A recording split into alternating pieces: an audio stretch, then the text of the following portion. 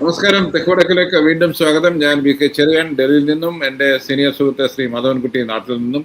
ഞങ്ങൾ ഇന്ന് ചർച്ച ചെയ്യാൻ ഉദ്ദേശിക്കുന്നത് പ്രധാനമന്ത്രി ശ്രീ നരേന്ദ്രമോദിയുടെ കേരള വിസിറ്റും അദ്ദേഹം പറഞ്ഞ ചില കാര്യങ്ങളുമാണ്.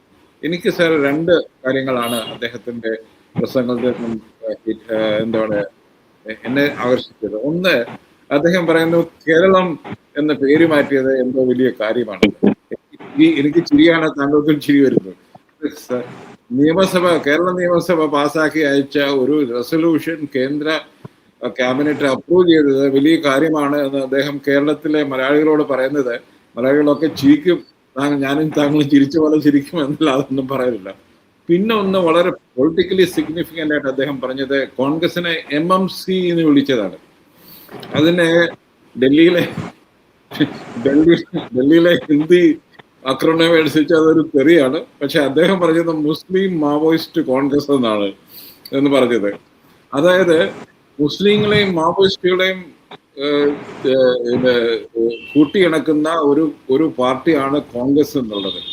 എനിക്ക് അത്ഭുതമായി പോയി. അതായത് അർബൻ നക്സൽ എന്ന് കേട്ടിട്ടുണ്ട് ഇതുവരെ, പക്ഷെ മാവോയിസ്റ്റ് എന്ന് കോൺഗ്രസുകൾ വിളിക്കുന്നത് ആദ്യമായിട്ടാണ്. മാവോയിസ്റ്റുകൾ പൊതുവെ സറണ്ടർ ചെയ്യുന്ന സമയത്ത് അത് കോൺഗ്രസ് എന്ന് പറയുമ്പോൾ സാർ എന്താണ് ഇത്? അദ്ദേഹത്തിന് എന്താണ് ബി ജെ പിക്ക് ഒരു ഹോപ്പുമില്ലേ കേരളത്തിൽ എന്നാ ചോദിക്കേണ്ടി വരും. ഇത് രണ്ടും. അതെ, ചെറിയാൻ, താങ്കൾക്ക് ഒരു ഷേക്സ്പിയർ ഉദ്ധരണി വളരെ പരിചയമായിരിക്കും. Full of sound and fury signifying nothing. ഷേക്സ്പിയറിന്റെ വളരെ സുപ്രസിദ്ധമായ ഒച്ചയും ബഹളവും വെടിക്കെട്ടും, ഒരർത്ഥമില്ലാത്ത വെടിക്കെട്ടും ശബ്ദവും പുകയും. ഇതായിരുന്നു മോഡിയുടെ സന്ദർശനം. അത് വലിയ വിജയകരമായിരുന്നു. സംഘടനാപരമായി BJPക്ക് വലിയ വിജയമായിരുന്നു. രണ്ട് കാരണങ്ങൾ കൊണ്ട്.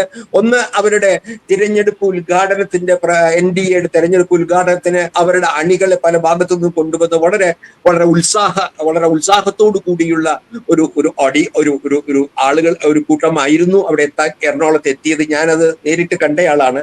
അപ്പൊ തീർച്ചയായിട്ടും BJPയുടെ അണികളെ ഉത്സാഹപ്പെടുത്തുന്ന ഒരു ചടങ്ങായിരുന്നു. രണ്ട്, ധീവര സഭയുടെ, അത് വളരെ പ്രധാനമാണ് കേരള രാഷ്ട്രീയത്തിൽ. കേരളത്തിലെ തീരപ്രദേശത്തെ നിരവധി, എന്റെ കണക്കിൽ ഒരു 40 മണ്ഡലങ്ങളിലെങ്കിലും സ്വാധീനമുള്ള ധീവര സഭയുടെ മുഖ്യ രാഷ്ട്രീയ കക്ഷിയെ BJPയോട് കൂടി കൂട്ടി നിർത്തി. ഇപ്പൊ ദിനകരൻ നേതൃത്വത്തിൽ അതാണ് ഇവിടെ കണ്ടത്. അത് വളരെ പ്രധാനമാണ്. രണ്ട് കാര്യങ്ങൾ കൊണ്ട്. ഒന്ന്, കേരളത്തിൽ BJPക്ക് ആദ്യം വേരോട്ടം ഉണ്ടാക്കി കൊടുത്ത സമുദായങ്ങളിൽ ഒന്നാണ് തീരപ്രദേശത്തെ ധീവര, അതായത് ഹിന്ദു മുക്കുവർ. ഇത് കൃത്യമായി മനസ്സിലാക്കണം.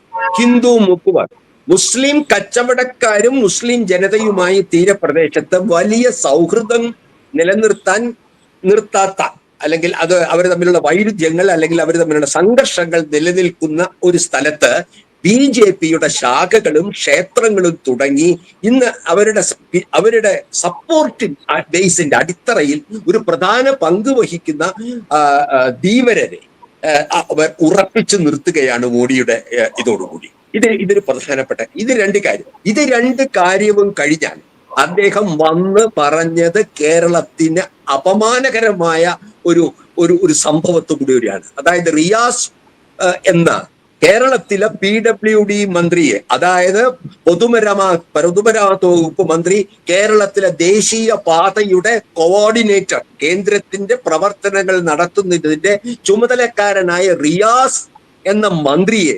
മുഖ്യമന്ത്രിയുടെ മരുമകനാണെന്നുള്ള ഒറ്റ കാരണം പറഞ്ഞ്, അത് വീണ്ടും ആവർത്തിച്ച് പറഞ്ഞ് കടുത്ത കേരള വിരുദ്ധതയും കടുത്ത മുസ്ലിം വിരുദ്ധതയും കാണിച്ചുകൊണ്ടാണ് ഈ മോഡിയുടെ സന്ദർശനം അവസാനിച്ചത്.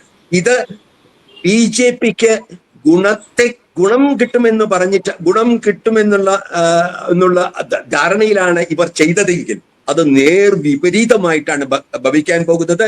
കേരള സ്റ്റോറി 3 എന്ന പേരിൽ ഈ റിയാസിന്റെ ബഹിഷ്കരണം കേരളത്തിലെ പൊതു മനസാക്ഷി, അത് CPM മാത്രമല്ല, വാസ്തവത്തിൽ CPM അത്തരത്തിൽ അതിനെ വേണ്ടത്ര വിമർശിച്ചിട്ടില്ല എന്നാണ് എനിക്ക് തോന്നുന്നത് വാസ്തവത്തിൽ. എന്നാൽ കോൺഗ്രസിലെ സതീശൻ വളരെ വ്യക്തമായി പറഞ്ഞു ഇതും വലിയ തെറ്റായിരുന്നുവെന്ന്. കുഞ്ഞാലിക്കുട്ടി പറഞ്ഞു വളരെ തറ പരിപാടിയായി പോയി എന്ന്. അതാണ് മലയാളിയുടെ മനസ്സിൽ. അതിന് രാഷ്ട്രീയമോ ഒന്നും മലയാളി അംഗീകരിക്കില്ല. അത് കേരളത്തിന്റെ മതനിരപേക്ഷതയോടുള്ള കേരളത്തിലെ അന്ധമായ രാഷ്ട്രീയ അന്ധതയുടെ പ്രകടനമായി കേരളം കാണും. അത് BJPക്ക് വിനയാവും എന്നുള്ളതാണ് മോഡിയുടെ ഈ ഏറ്റവും ഒടുവില്. പിന്നെ ഒന്നും പ്രഖ്യാപിച്ചില്ല. താങ്കൾ ശ്രദ്ധിച്ചിരുന്നെങ്കിൽ കേരളമാണ് ഇനിയും AIMSന് സ്ഥലം വിട്ടുകൊടുത്തിട്ട് പോലും AIMS ലഭിക്കാത്ത 4 ഇന്ത്യയിലെ സംസ്ഥാനങ്ങളിൽ ഒന്ന്. എന്ത് കാരണമാണ് ഇവർക്ക് പറയാനുള്ളത്?